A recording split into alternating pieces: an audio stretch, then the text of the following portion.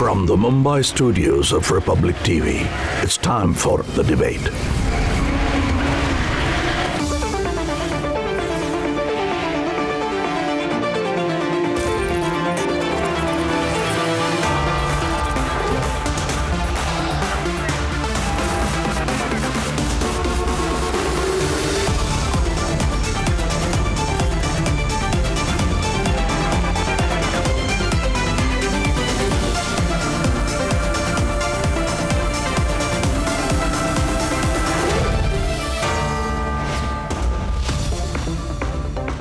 Hello and good evening. My name is Niranjan and I'm filling in for Arnab Goswami, who will be back on the show very, very soon. Now, India has recorded about 3.57 lakh cases in the last 24 hours. Over 3 lakh people have recovered from COVID-19 in the last 24 hours, which is some good news this evening. Some states are recording a dip in the number of cases, while some others are seeing a spike. What more can we do to bend the curve? It's our top focus at 9 p.m. as we are joined by top experts on the show. 10 questions every Indian is asking, and we'll put those questions to our experts who will be able to answer. And we will throw more perspective on what more we can do to beat COVID-19 in the second wave. And at 10 p.m., a reality check of India's COVID battle. We're getting you 30 reports from across India. Our reporters getting you the reality of how, even today, there is an urgent need for intervention. Here are the headlines on the debate this evening. With a spike of over 3.57 lakh cases in 24 hours, India's COVID graph has crossed the 2 crore mark. Delhi High Court issues show cause notice to centre over inadequate oxygen allocation to Delhi. Government releases a report of global aid distribution. Health infrastructure strengthened in 31 states and union territories. 86 institutions are benefited.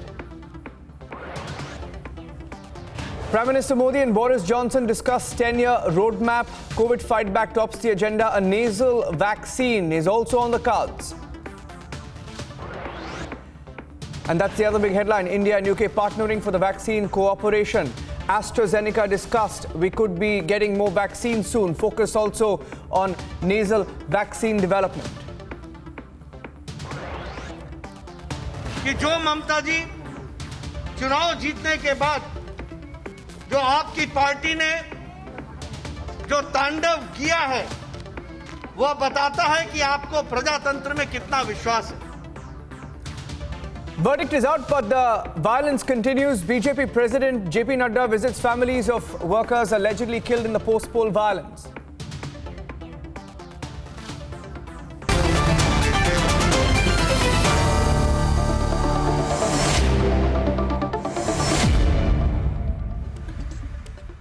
Well, how can India break the chain of transmission? We've seen a dip in the number of cases. How can we as a nation ensure supplies reach every corner of the country? How can the burden on health infrastructure be reduced? And as we witness a humanitarian crisis unfold, it's under control in some places, but in many others, we need urgent intervention. These are just some of the questions that we need to be answered across the country. Here's how India is fighting back, and then we discuss what more we can do as a country tonight. यहाँ का जो वातावरण है वो अपने आप में डराने वाला है. In Patna, this family was forced to go from pillar to post for a bed.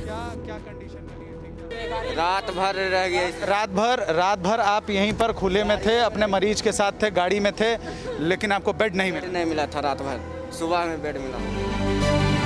In Uttar Pradesh, long queues for oxygen have been a regular sight. Kanpur से 200 किलोमीटर इटावा के गांव कीरतपुर, जो कि इटावा से 45 किलोमीटर दूर है, वहां से मरीज को लेकर शाम को इटावा मोती झील हॉस्पिटल पहुंचा था. वहां नो ऑक्सीजन नो बेड, मुझे रेफ़र कर दिया गया सैफई के लिए. सैफई जब मैं गया तो वहां पर भी पर्चा बनाया, वहां पर ही लिख दिया गया नो ऑक्सीजन नो बेड, आप ऑक्सीजन लेके आइए. सर मैं मरीज को लेके अपनी गाड़ी में मेरा मरीज बैठा हुआ है, अभी आपको दिखाता हूँ. जिंदगी और मौत से जूझ रहा है और यहाँ लंबी लाइनें.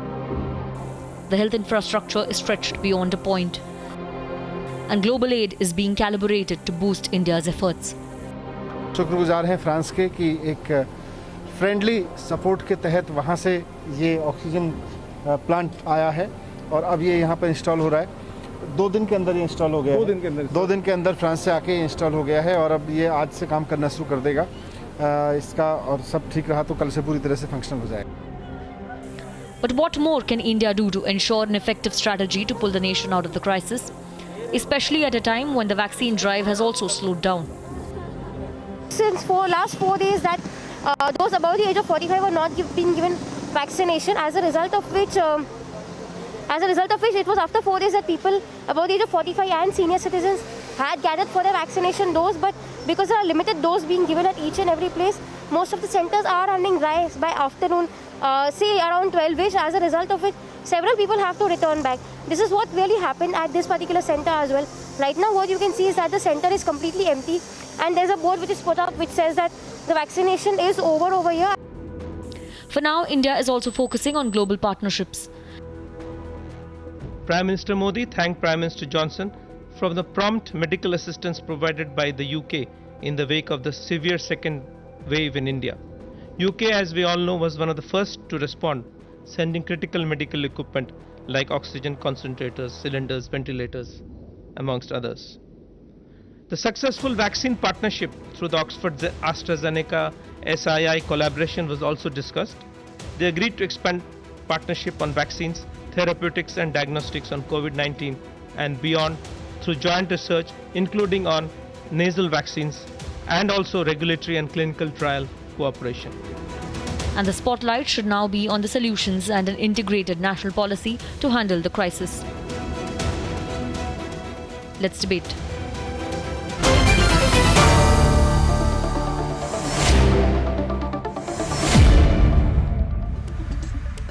Joining us on the discussion this evening are Suhail Seth, Managing Partner, Councillor India and Brand Guru, Dr. Jayesh Lele, who's the Honorable Secretary General of the IMA, Dr. Rahul Pandit, who's the Director of Critical Care at Fortis Hospitals, Mumbai, and also a member of the Maharashtra COVID Task Force, Dr. Subramaniam Swaminathan, who's a Senior Consultant of the Infectious Diseases at the Gleneagles Global Health City, Chennai, and also Bengaluru, Dr. Jaleel Parker, Pulmonologist from Mumbai, Dr. Rajan Sharma, former National President, IMA, live from Yamunanagar in Haryana, Dr. Niranjan Hiranandani, he's a National President of NAR DECO and also the Senior VP, and Dr. Purnindu Roy, who's the Founder Director, Genesis Hospital and Chairman, Genesis Group of Companies, live from Kolkata. So what we've done, gentlemen, on this show is we have about 10 questions, purely looking at the solutions, the critical areas, and what we can do.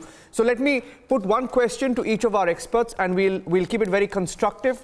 It's a very solutions-oriented discussion that we have decided to have here on Republic TV. So let me start with question number 1. Now, is the solution a structural change? I repeat, is the solution to our existing COVID national problem a solution? Is the solution in a structural change with an expert-driven team leading the fight? And let me put that question to Suhail Seth, who's been very outspoken on this issue. He's been coming on the shows in the last few weeks, and he has very strong very strong views on this. Suhail. So, to answer question, first let me compliment you and Republic for making it solutions driven rather than blame game driven. You know, everyone says this person has done wrong. We can't go forward by living in history. I have 4 suggestions to make. Number 1, there is no such thing as partial pregnancy. There is no such thing as a half-measured lockdown. We need a lockdown because our healthcare system is deeply overwhelmed. Number 2, we need India's Dr. Fauci. We need one person who actually conveys 3 things: the medical bit, the scientific bit, and what the government is doing, both at the central level and in partnership or for the states. Number 3, we need information in real time. Let me tell you what happened in Ranjan on Sunday, May the 2nd. Vimans ran out of cylinders of oxygen. 135 patients were going to die if the cylinders didn't reach in 2 hours. India's foremost criminal lawyer, Siddharth Luthra, reached out to me and said, can you tweet about this? The power of Twitter and the power of cool, we created a movement, boom, it went. If you look at, and the fourth point is, you have to have overarching management with one person in charge. You, Niranjan, have been absolutely neutral and fair in discussing Maharashtra and Delhi. Both have the same level of patience. Both have the same level of cases.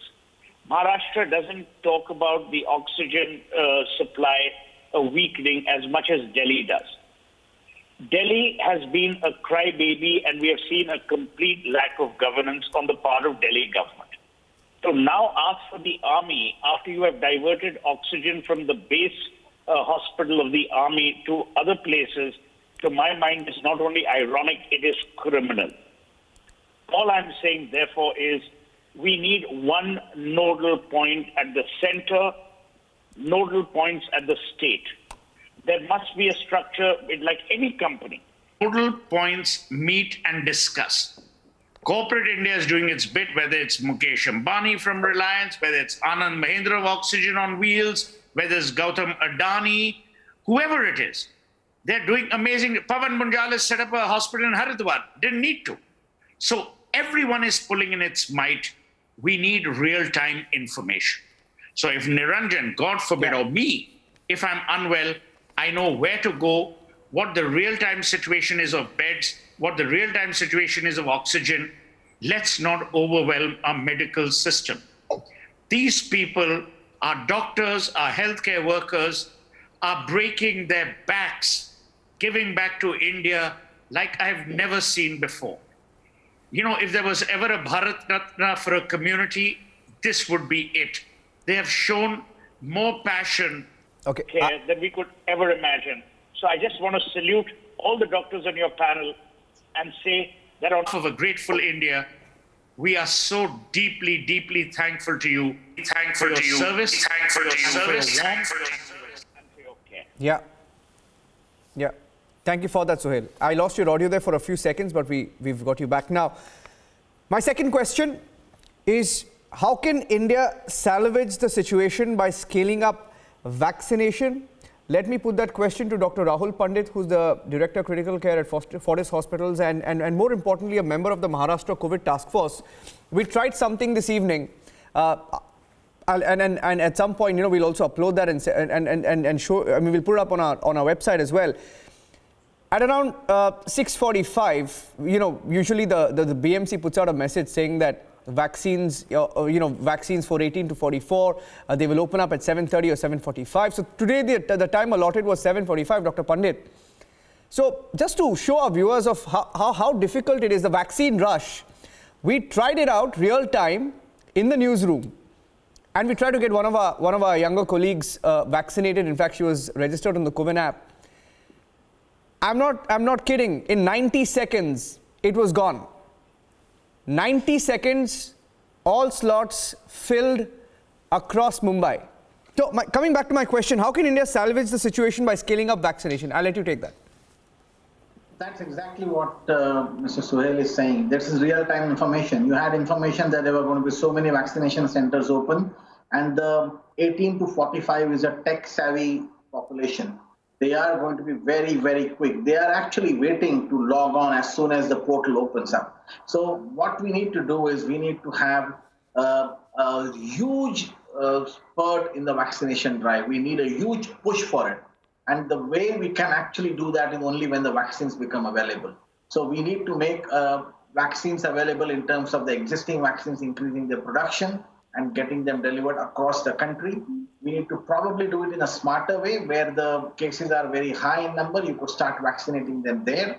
You probably need to have some sort of a mechanism with which you will get the other vaccine platforms come across and have their vaccines delivered to India so that we can actually have a variety of vaccines which will cover up for the deficiencies. Remember, we are going to require millions and millions of doses. Not one provider will be able to do that.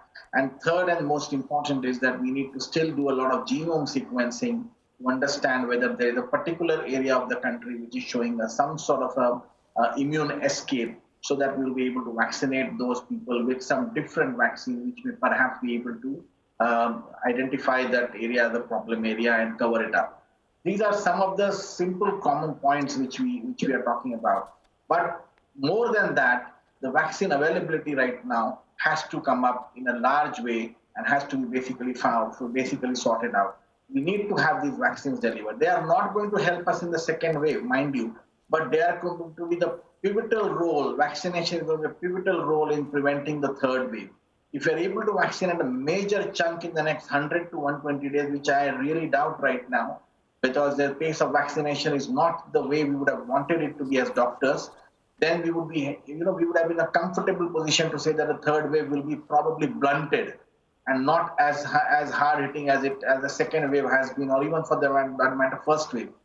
The fact is that we are probably going to only have minuscule population in terms of the totality vaccinated by that time. And we would be really worrying. It is worrying for us as clinicians. And there are 4 or 5 clinicians who I know personally on this panel right now who would basically stand by what I'm saying, that the third wave would probably be as harsh, if at all it comes up, if you're not having the vaccination program now. Yeah. Okay. Thank you for that. Now, my third question.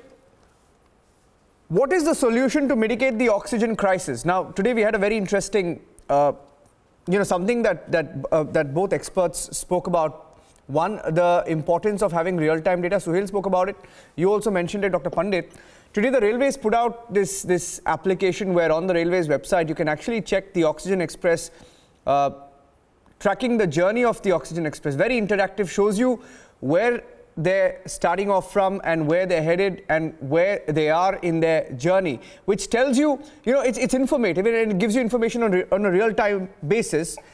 Now, it could also add to solutions to mitigate the oxygen crisis. Dr. Niranjan Hiranandani, let me put this question to you. In April last year, Kerala's Petroleum and Explosive Safety Organization, or the PESO, increased production of medical oxygen in the state and other plants. They're producing around 500 tons a day.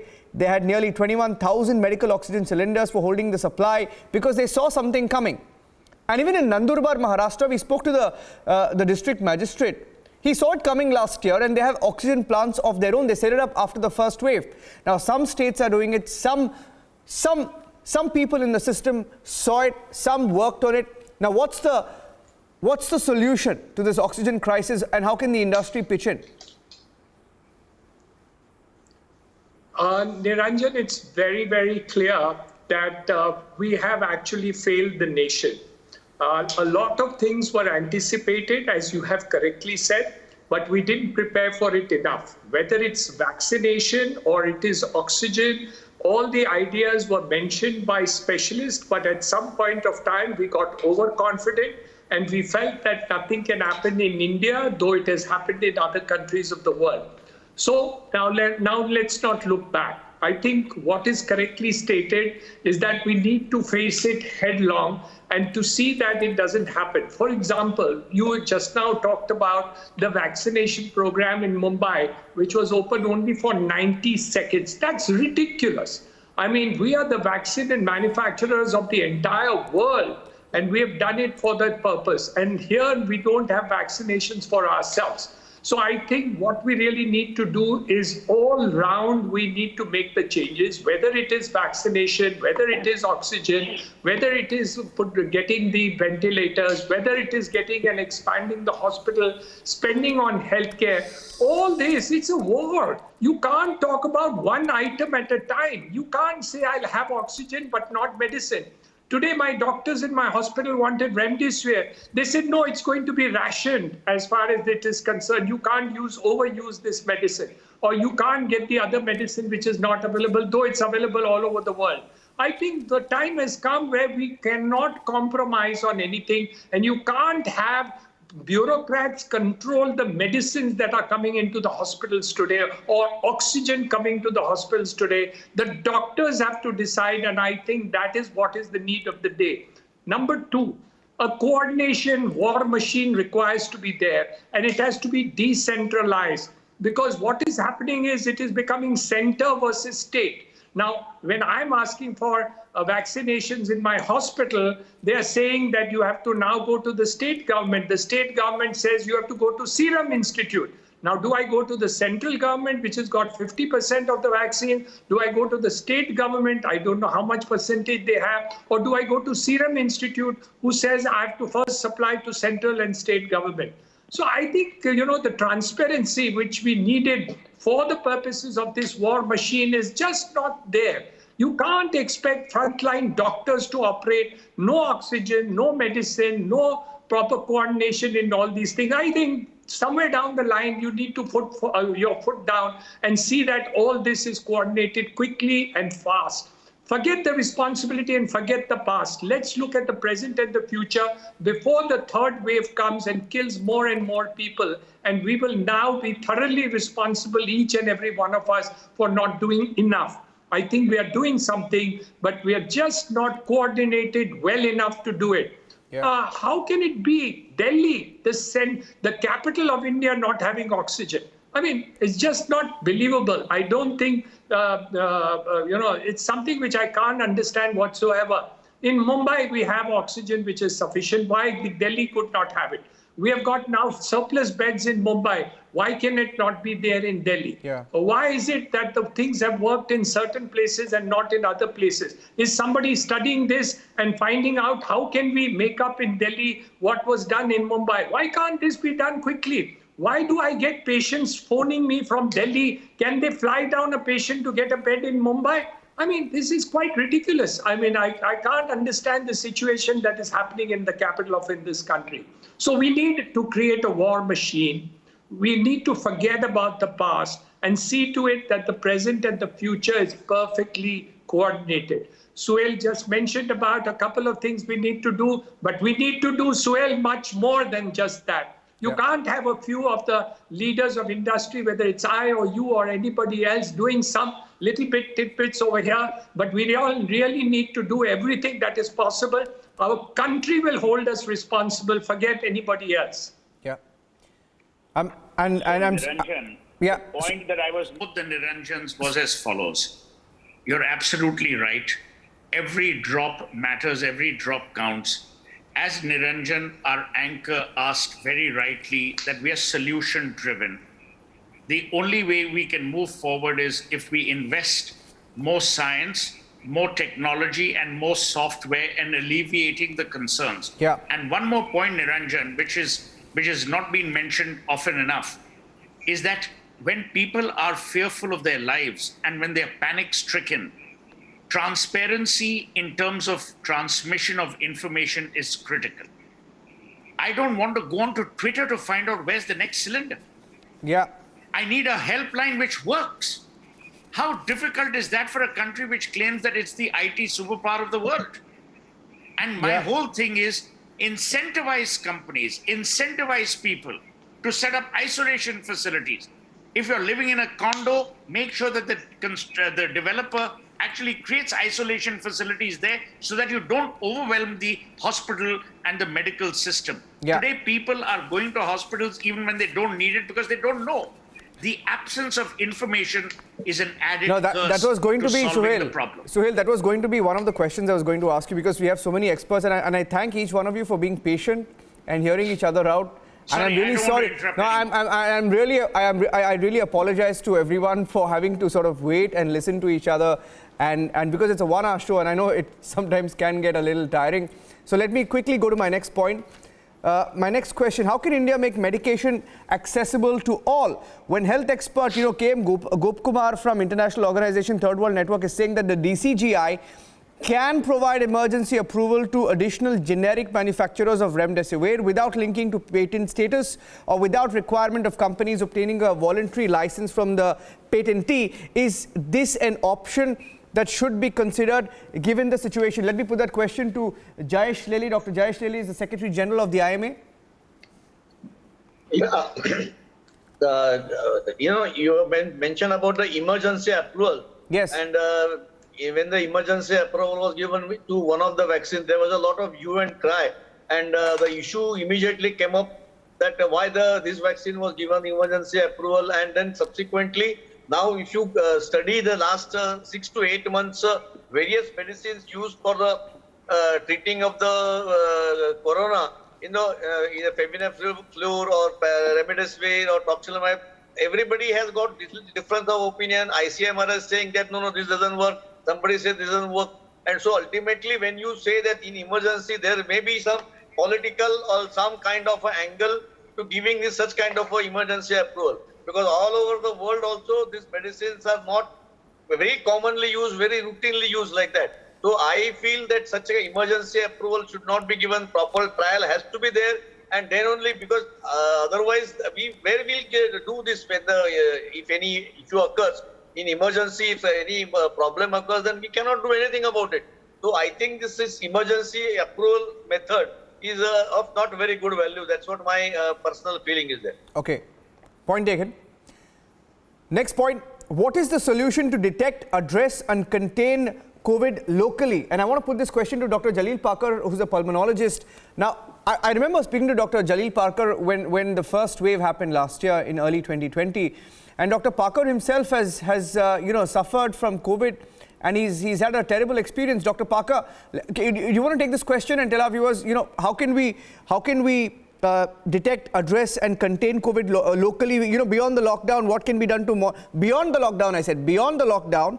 What can be done to monitor, identify, contain suspects in cases coming from outside and restrain local spread?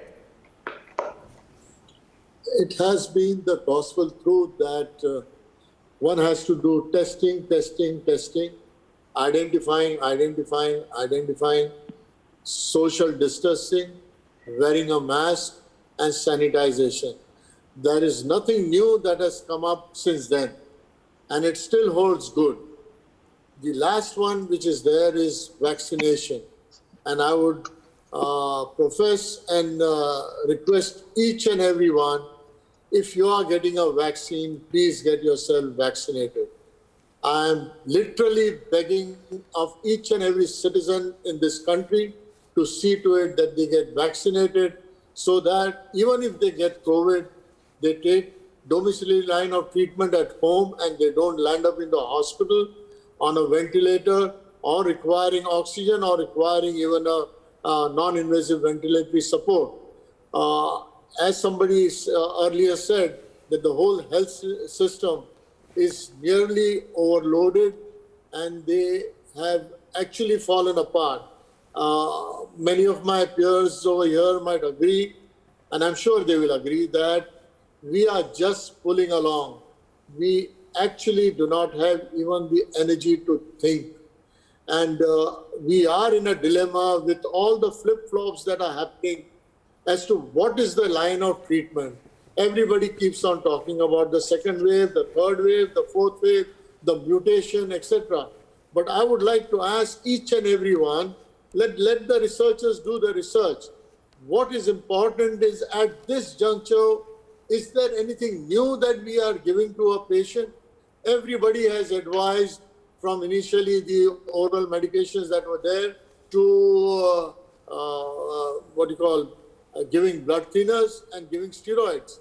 A day has come today when each and every general practitioner is just giving steroids after steroids to all the patients. Can you imagine what it is going to happen 1 year down the road or 2 years down the road? We are all going to land up with all steroid complications. And don't justify by saying that, oh, it was, it is not long-term steroids given. I have seen the steroids, the effect of steroids myself, among my colleagues, my students, nurses, everybody. And I'm sure many of the panelists will agree to that. So is steroid the only option? Now, the second point is, on one hand, you say that tocilizumab is not good, remdesivir is not good. Then what are we left with? Please, can anybody come and say that this is the treatment of COVID-19? I don't think nobody knows what is COVID-19 even today, including myself. And I will with full humility and humbleness accept that. What are we left with? If you are not giving us remdesivir, if the hospital requires, for example, 100 to 150 remdesivir, and if only 50 are supplied, whom are we to justify to give that remdesivir to? Who's going to decide that who needs more that remdesivir today or tomorrow? Now there is also an FDA ruling, and I think that the Nagpur High Court also has given a decision that we cannot give prescription to the relatives to buy remdesivir from outside. I do understand that there is black marketing going on or spurious medications going on. But is that helping the medical fraternity who are the frontline warriors to treat a patient? I'm sorry, for God's sake, please everybody wake up and see to it that all these issues are resolved. Otherwise, I don't know where we are heading to. The relatives, they get so angry with us when we say we cannot give a prescription to buy remdesivir from outside. The next thing they say is, why don't you give it from the hospital? Now, the hospital does not have it. The hospital cannot procure it. Where is it that we are going wrong? Are we supposed to, as physicians who are treating the patient, to have a look and try to understand and try to recommend? No, I'm sorry, we don't even have time to breathe. Yeah. Many of us have already become sick. The nurses are leaving. We are not getting doctors to even treat the patient. You must come and see what is going on in the hospitals. And it's not that the management does not want to do something. I think Dr. Hiranandani very well said, and I totally agree with him, that what can a hospital do if they want to make attempts? We are trying to make attempts, but if our hands are tied, how do you expect us to treat? Leave it to the physicians to treat. For God's sake, there is something called as clinical acumen. Let us decide whom we should give what type of oxygen, how much oxygen, whom we should give remdesivir, whom we should give steroids, whom we should give blood thinners, whom we should give tocilizumab if required. Yeah. I really don't know. I'm really, frankly speaking, so tired and exhausted of explaining. And I'm begging of everybody, whether it is the judiciary, whether it is the bureaucracy, whether it is the political bigwigs, for God's sake, please let us save the patients. We are unable to do that. I'm repeating again. We are really unable to do that. And it's not that we are talking about just the patients. We can't help our own brethren in the hospital.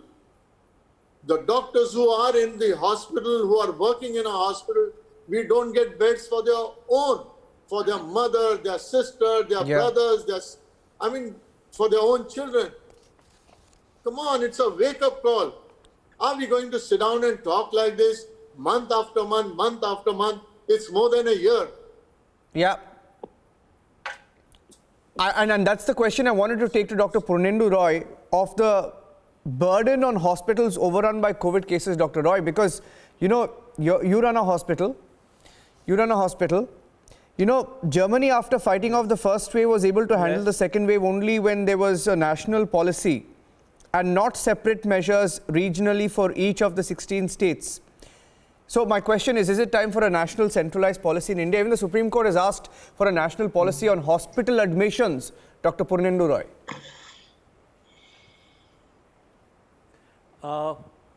Thank you very much. This is the first time we are having such a peaceful discussion without each person shouting at the same time. And I'm able to hear everybody's view. Since all of us are getting about 3 minutes time, I'm quickly going to say two small stories in a very short time. I had 2 kgs of basmati rice and 1 kg of chicken.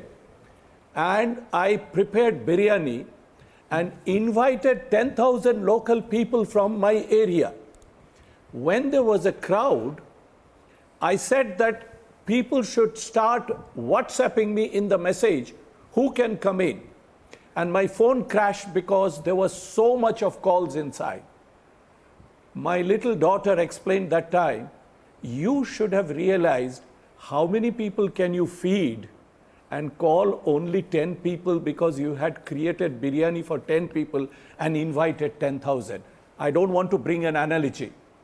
Second situation, did we suddenly realize how many people are there for 15 to 45 age group? That we are continuously saying that the website crashed, it finished in 16 seconds. We are aware of it. The second thing that I want to tell, again a small story with an analogy. One of the most brutal experiments that was conducted in 1957 in Harvard by Dr. Kurt. there was a beaker of water and rat was put inside to check how long can the rat survive swimming in that. In 15 minutes time, the rat gave up and started sinking. The rat was picked up from there, saved, and given a rest for 10-15 minutes and left back in the water again. Can you guess how long the rat could swim after that? Not in minutes. The rat managed to swim for 60 hours and tried to survive because it knew there was hope. This experiment is called in Harvard the hope experiment. What I would like that we should now start spreading hope messages. Problem hai, but guzar jayega. We must try and assess our resource. So beautifully each person were telling, we all know there is a problem. A pathetic story by telling, if I tell the colleague with whom I was working lost his father and mother within 12 hours. Now, does it help anybody? When this story is told and continuously being shown on television, pathetic situation, whom is it helping? Other people are losing hope. When you lose hope, then your fight to survive, it goes down. I was in intensive care unit with COVID. I had oxygen for 8 days. But every day I created a video that I shall not give up, I will not give in, I will teach this virus that it has entered the wrong body. And that kept me going. But if that time I kept watching only situation, how people are dying in front of a hospital gate, how people are dying inside a car, will that give me any inspiration to survive? So these were the two stories I told. One was in my house that I cooked biryani from 2 kg rice and invited 10,000. You can understand the analogy I was saying. And the second experiment was the hope experiment with the rat, that when hope was given, they could survive longer time. Let us give and spread hope to the nation. Let us first try an assessment what resources we have. It is the distribution of resource. We used to do gallbladder surgery by cutting open the tummy. When a better system came up, then only we started laparoscopy. Now we do lap chole surgery. I'm a surgeon. When the system was going so nicely, every private hospital was doing their vaccination program, where we should have tried to do how to increase the program, we stopped the supply to the private hospitals. Now, how is that before devising a new system, we stopped the existing system which was doing so well? Now it's my recommendation, one at a time. Let us first try and see how many beds we have. CPMS service already exists. We are trying to put it up daily bed availability. It should be real time. Why is it that each person is running around in every hospital and trying to find out? It should be available directly on the phone, that where is bed available. And very correctly it was told that center should give it to state and state should distribute and plan the whole thing. There has to be a leader. There has to be a leader. Number two, there is no point telling that we will do 10,000 vaccination if we have 500 vaccines with us. So only thing now that can save that we have 2 vaccines available, Covishield, Covaxin. Both has shown that once the people are vaccinated, hospital admission rate is below 0.3 to 0.4.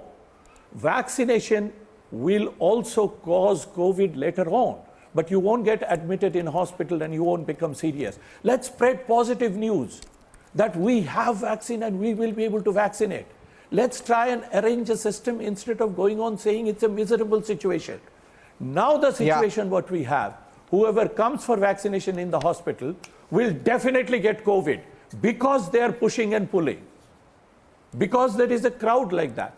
So it's very, very easy. Each hospital can be given to have their own portal and we distribute every half an hour, 15, 20 patients, 30 patients, and over a period extend the time. We will vaccinate till 10 o'clock. We can vaccinate. We have the manpower, but we don't know how many vaccines are there. No, Dr. So, Roy. bed situation can be improved like this. Yeah. Yeah. Sorry, no, complete your point. You were almost going to Sorry. complete your point. You say bed situation can be improved and you can complete that. Yeah, the bed what I'm trying to say, that there are people making a bed in the stadium. Got it. Temporary beds, this thing. Corporate sectors are coming up. All the corporates are funding. So let's try and convert any of the medical college, because the areas are big. Yeah. And I know that Calcutta Medical College has got 3,000 beds. So we can place thousands of beds inside the medical college campus in the area. Okay. And this manpower is there. It just has to be centralized. And the government is doing a good job over here. It just has to be given the power for the distribution to the private places. And the private and government should work together hand in hand. Without we telling what they're doing is wrong and they're telling that fellow did wrong. Now somebody will keep on talking for next 2 years that we should not have had the Kumbh Mela. Yeah. But Kumbh Mela has been over. Let's accept the reality. Yeah. Election has been over. No point trying to say we shouldn't have done this. Now what we can do, let's plan that. That's the point Instead I of wanted doing to. That's the point I wanted to take on the private sector that you just mentioned. I want to take that to Dr. Rajan Sharma. Dr. Rajan Sharma, I still remember in the beginning of the vaccine, this debate. We started this campaign called Vaccine for All in January, and then we had many experts, and among them who had joined us back then, one of them was, I think, Dr. Devi Shetty. He also spoke about back then about how private hospitals should be enabled and how it can be more effective if more and more hospitals are roped in. Now, that aside, you can consider that while answering the larger question that I have for you. How can the private sector be roped in for an effective response to the crisis when the DRDO collaborated with the private sector, for example, to develop over 500 oxygen generation plants in NCR? Why shouldn't such collaborations be carried out across the country to set up oxygen plants to meet the shortage? You're a former IMA president. Maybe you'll be able to, tell our viewers more about how these collaborations can be done. Let me put it on record. Thank you for your time. Let me put it on record that the day the vaccination program got into the trial phase, I, as a former national president of IMA, wrote a letter to the Prime Minister that, sir, as a national duty, all the IMA members with 3.5 lakh members and 1,745 branches we are offering our services free of cost to participate in your vaccination campaign, and we will be doing this service at your beck and call. But till date, the government has not responded. We are still ready. Dr. Lele is there with me. He is now HSG, and we are still ready. It is not that we have not offered it, but the fact remains you cannot have a closed approach to everything. Everybody knew the second wave was coming, and I am sorry this constructive debate is there. But today, I feel as the Republic, as Indian citizens, we have failed. That why are Delhi, Haryana, everybody is being discriminated on the basis of oxygen? Okay, let's fine. There has been a mistake. Okay, fine, admit a mistake. Please, this has happened. We are sorry. We are doing the amends. But why give faulty figures? We see Delhi has percolated down to Haryana and Punjab. Every citizen does not, when we talk of a 5 trillion economy, lack of oxygen is something unacceptable. Especially when last year we exported 50,000 metric tons of oxygen. And today, as I was hearing to all my colleagues, and especially Dr. Jalil, I have huge respect for him. He came out as a survivor from COVID, and I think even his wife was affected, and again came back to serve the society. But every hospital owner knows the ground reality. He starts in the morning with a begging bowl for oxygen. Oxygen is given on priority even for VIP constituencies. Is this the India we are wanting? It's very good to have a very constructive debate. I'm not raising my voice, I'm not raising my concerns. But heart to heart, everybody of us knows. Please stop this red tapeism. Let the doctor decide. It is a ground reality. Every one of my colleagues will agree. We are being dictated that how are you using so much of oxygen? You should not use so much of oxygen. You should not use so much of remdesivir. It is not my responsibility as a doctor to arrange remdesivir, tocilizumab, or whatever new drugs are coming, and the oxygen. But exactly this is the opposite which is happening.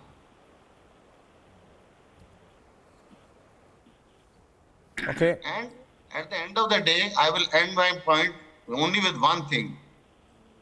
Has anybody accepted responsibility for this? Or it has happened without any reason? Who are the planners?